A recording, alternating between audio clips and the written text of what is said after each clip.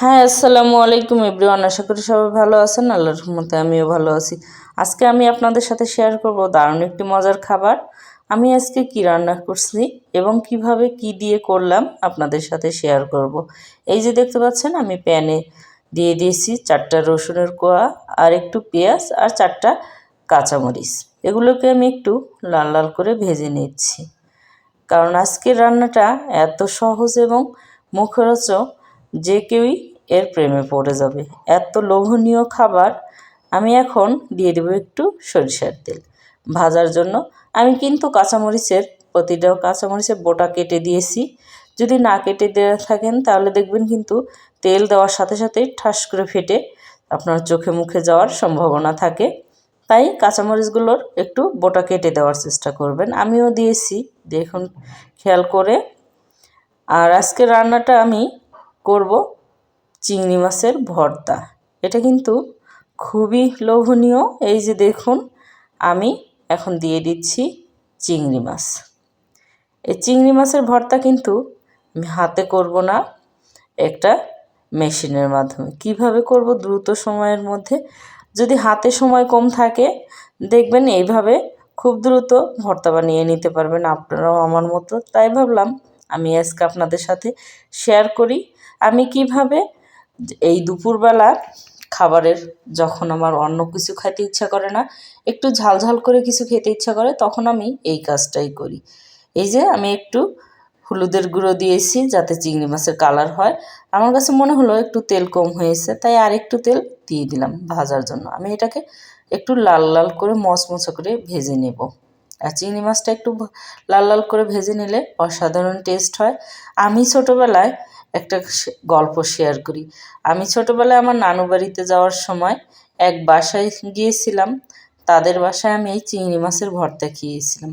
সেই স্বাদটা এখনও আমার মুখে লেগে আছে। আর সেই লোভ সামলাতে না পেরে মনে হলো যে একটু সেই রকম করে ভর্তা বানিয়ে খাই। আমি অবশ্য সেখানে হাতে বানানো ভর্তা খেয়েছিলাম। আর আমি আজকে আপনাদেরকে দেখাই, এটা আমি নিয়ে এসেছি নতুন। তাই ভাবলাম আপনাদের সাথে শেয়ার করি যে আমি নতুন এই ঈদে কীভাবে ভর্তা করব। নতুন কিনে নিয়ে এসেছি, তাই এটা দিয়ে আজকে আমি আপনাদের সাথে ভর্তা শেয়ার করব। যেহেতু আমরা শহরে থাকি, পাটা দিয়ে বাটাবাটিতে ঝামেলা মনে করি, তাই খুব সহজেই এটা দিয়ে কিন্তু ভর্তা বানানো বা বিভিন্ন পেস্ট করা যায়। তাই এই কাটারটা, আমি ক্যাপসুল কাটারটা নিয়ে এসেছি। আজকে আমি এই ক্যাপসুল কাটার দিয়েই ভর্তা করব। এই যে আমি একে একে সব কিছু দিয়ে দিচ্ছি, কারণ আমি বাচ্চা নিয়ে স্কুলে গিয়েছিলাম লিয়ার।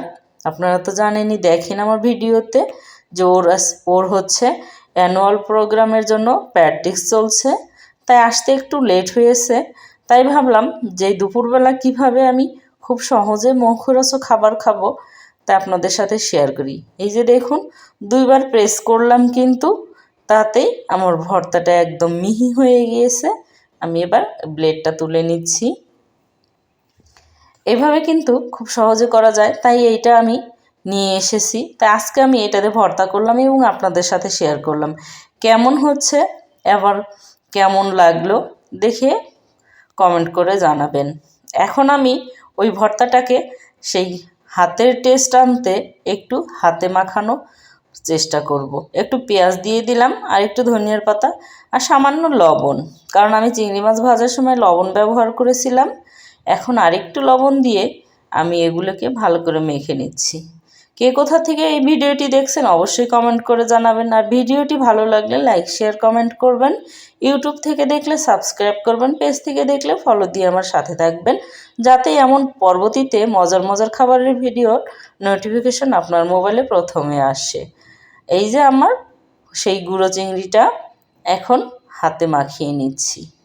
এটা কিন্তু খেতে অথেন্টিক পাটার মতোই হবে, কারণ আমি ডাইরেক্ট পেঁয়াজ কাঁচামরিচগুলো হাতে চটকায় নেইনি। আগে আমি চিংড়ি মাছগুলোকে একটু গুঁড়ো করে নিয়েছি, এখন হাতে মেখে নিলাম। এই যে দেখুন, আমার ভর্তাটা হয়ে গেছে, একদম দারুণ খেতে হয়েছে। আমি একটু টেস্ট করেও দেখেছি। আর লোভ সামলাতে পারছি না, এবার আমি খেতে বসে যাব, কারণ এর লোভ সামলানো বড় মুশকিল। আপনারাও এভাবে ট্রাই করে দেখবেন, অবশ্যই ভালো লাগবে। আর আমার এই ভিডিওটি কেমন লাগলো অবশ্যই কমেন্ট করে জানাবেন। ধন্যবাদ সবাইকে। Thanks for watching. আল্লাহ হাফেজ।